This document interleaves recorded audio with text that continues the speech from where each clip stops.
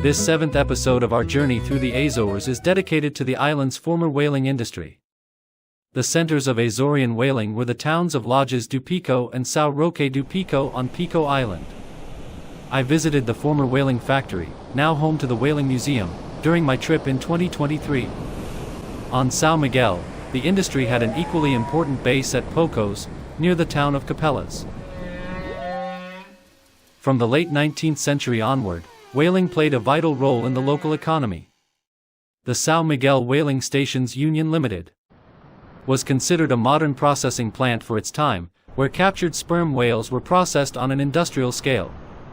The main products were whale blubber, meat and bone meal, and whale oil. Today, all that remains are the historic chimney, the remains of the slipway, and the winches by the shore where the enormous whale carcasses were hauled onto land.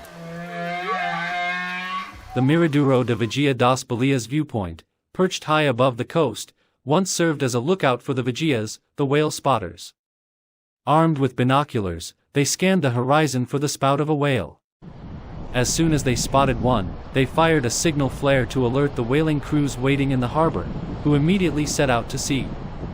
Today, the viewpoint offers breathtaking panoramic views of the Atlantic Ocean and the dramatic volcanic coastline. The Pocos area has become an interesting historical stop near the natural ocean swimming pools. The official heritage trail, Rota de Baleação, Capelas, is an easy walk of approximately 3.3 kilometers, 2 miles, along the rugged northern coast, leading visitors through the most significant sites connected with the Azores whaling past.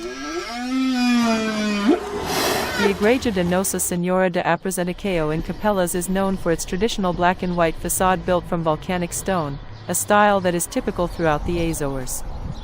The church is surrounded by a small landscaped garden with carefully maintained trees and benches, creating the peaceful atmosphere so characteristic of town centers across Portugal. Beixe brilhante na pedra gelada. Os homens chegam com o rosto cavado pelo vento do largo e o sal do passado. As mãos cortadas contam mais do que a voz. Cada rede arrastada é destino de nós. Lá fora o mar ainda uiva contra o molho, como se pedisse de volta quem não devolve. Um rádio rouco pendurado na parede passa a previsão do tempo em segredo. Agitação marítima, cuidado ao largo. Mas quem tem filhos à espera não se acobarda no embargo. Mar, patrão sem rosto nem contrato, dás o pão e tiras o peito intacto. Entre a fé na maré e o medo do trovão, és bênção e castigo na mesma mão. Mar, se levas quem te enfrenta a trabalhar, deixa ao menos um sinal para lembrar, porque cada vez que barco não voltar.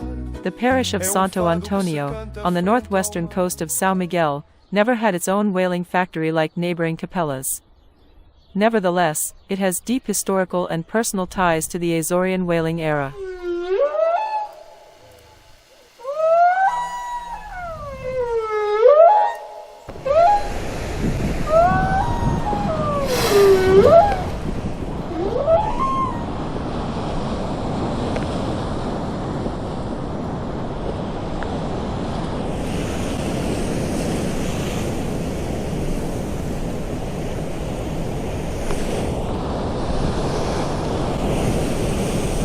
The legendary whaleboat Canoa Santa Joana, built in 1952, was commissioned by the União das Armacos Baleiras de São Miguel. Crews made up of men from Santo António and Capelas rowed her into the open Atlantic in pursuit of whales. Today, this historic boat is listed as part of the region's cultural heritage and is preserved in the collections of the Museu Carlos Machado in Ponta Delgada. Historical records also mention the traditional whaleboat boat Santo António. I continued walking until I reached a structure marked on the map simply as an outdoor shelter. Later, I discovered that the small restored harbor beneath it, located along the PR-17 SMI coastal trail, was actually the Antigo Porto de Pesca de Santo António, the old fishing harbor.